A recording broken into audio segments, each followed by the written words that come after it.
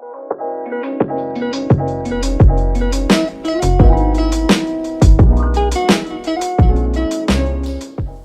everybody, welcome back to The Purpose Cooker. I'm Lexi. And I'm Erica. And today we're going to talk about the celebration of Black History Month, specifically Black history and the Black church. So we just wanted to talk about how we're just so inspired about Black history in general, Black culture, the Black church, and we just want to have a conversation. So, Erica, what has inspired you in your journey? I guess this might be a little interesting question, but you take it from there. What has inspired you about the Black church? Well, for me, when I think about the Black church, I can't help but think about my own personal history with the Black church as far as our family. Mm-hmm. Many of the people in our family are actually pastors. It's really interesting on both sides. And they started churches right after slavery. So this is during a time where many people couldn't read, and some of them couldn't read themselves or had very little understanding of the Bible, yet God spoke to them and they felt called to preach.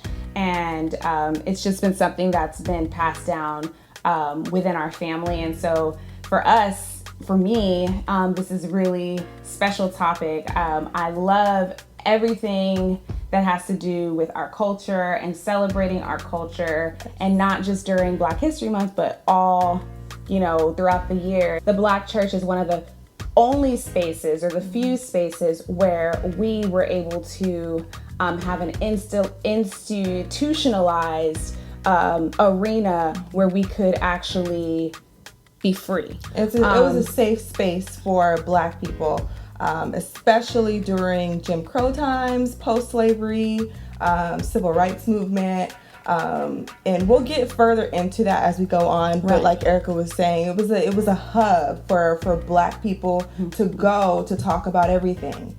Talk about politics, talk about just life in general. Right.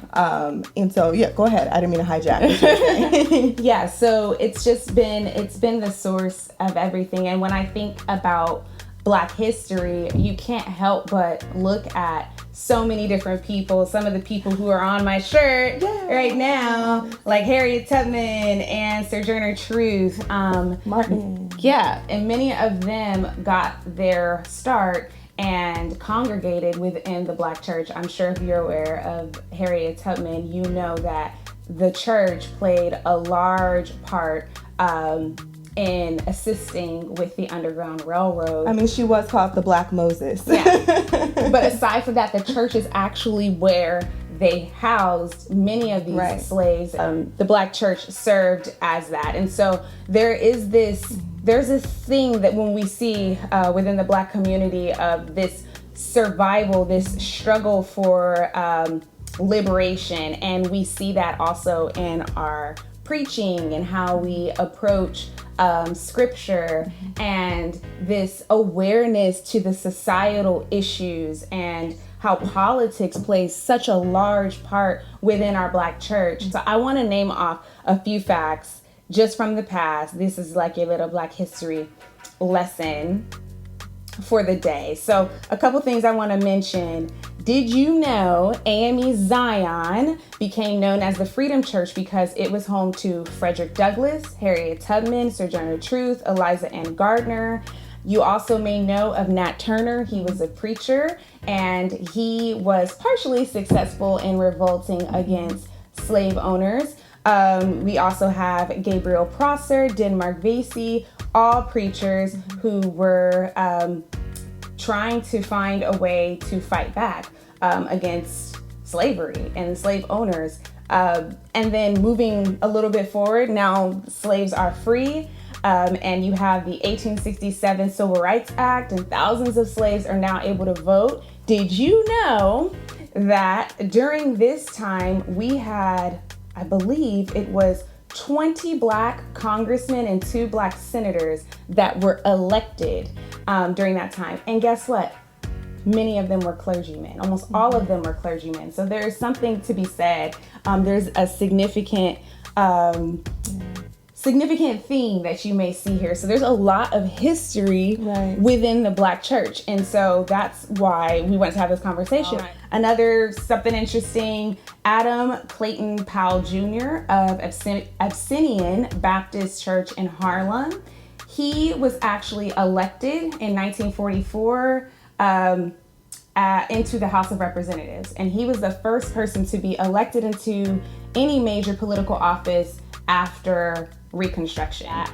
Brown versus the Board of Education, the child who the lawsuit was based around, her father was actually a reverend. He was a pastor of AME Church of Topeka, Kansas. So again, this is Black history, and it is also rooted in the church. Let's talk about Black excellence in the church. Yeah. Okay. Yeah. So I just wanted to share some of the things that I discovered, and just how much pride we should have in our history, and how the Black church has really served as being at the forefront of so many things that we all benefit from every day. That it's so important now. We've kind of given some historical context to the significance of the Black church and how it's played such a vital role in so many different social issues, social justice issues of the past and currently. And so I think it's important that we kind of highlight what is the Black church doing now? Who would you say would be some influential pastors or people in ministry within the church that you look up to, or that you are, that you consider or have? Yeah. I was trying to say. So definitely Dr. Tony Evans. He just made some serious Black history, not even just Black history, but just history in general. He became the first African American to create a study Bible, and it has commentary as well. So that amazing. If you don't know, he's a pastor in Dallas. Is it Dallas? Well, in Texas. Yeah, I think it's Dallas. Mm-hmm. Somewhere in the Dallas area, but he's a pastor there. And he was also a chaplain of, I think, Dallas Mavericks and the Cowboys. Mm-hmm. So him, as well as our pastor that we grew up with, Bishop Kenneth Ulmer.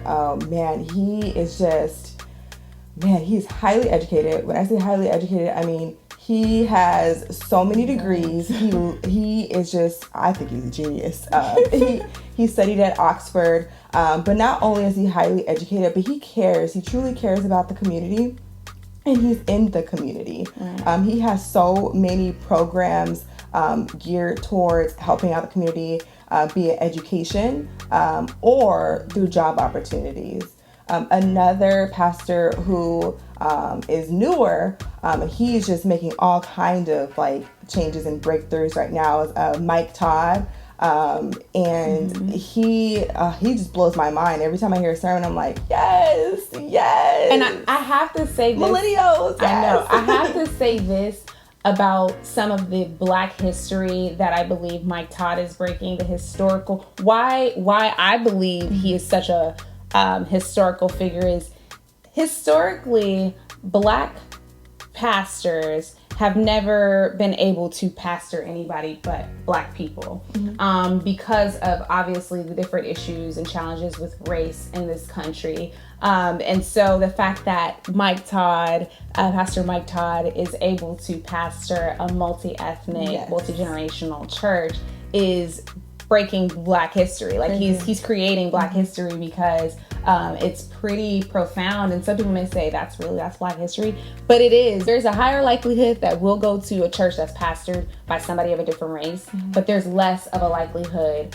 that a white person would go to a church that is pastored by another race. Right. And so, it's definitely right. History. And not only that, but some of the breakthroughs that he has been having within the church, and I just seeing what he's doing and giving back to the community has been just amazing. Not only did they pay off their church in such a short time frame, but he is now giving back to people in need in the church, outside of the church, other churches, all these different, spending millions of dollars, giving back to other people in need to really build the kingdom. So I think that's just great. And one of the people on my list who's been really influential for modern day.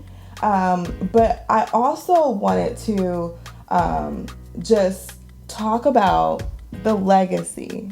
Right. How do we continue the legacy of the Black church and church in general? Yeah, for Black people.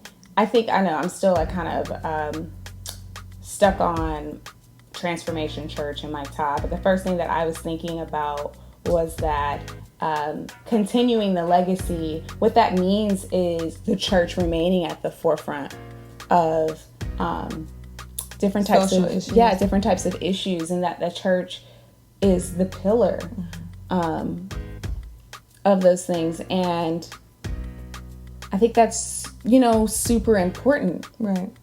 Yeah, definitely playing a huge part. And then when we also think about not just the Black church, but also multi-ethnic churches, diverse churches, and how that plays a part in what's going on in society, our social justice issues, and how we're able to relate to that. Because from race to homelessness, we live in a world of all this. Like, we can't avoid the things that are going on in society. And so these things need to be discussed. And so the church should be at the forefront of what's going on in society and relate it back to, how does the Bible see this?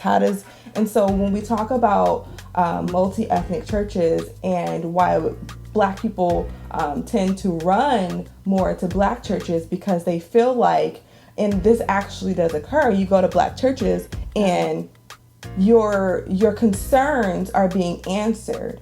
Your issues are being heard, right? Not necessarily being answered, because there's a lot that goes on with that. But you can discuss your issues. You can, if you're walking into church and you have this heavy weight about something that's occurring in your community, you can go to church and say, I have this heavy weight, I need to discuss it. And you have the Black church or not that you need to discuss it. It's that conversation is already at the forefront of the conversation, because the Black church is social.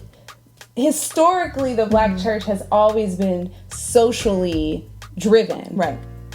Because of the sheer necessity of survival. You can't, I don't know what kind of church you would go to that didn't discuss real life issues. Right. And if you're going to a predominantly Black church, you're going to talk about issues that affect the Black community.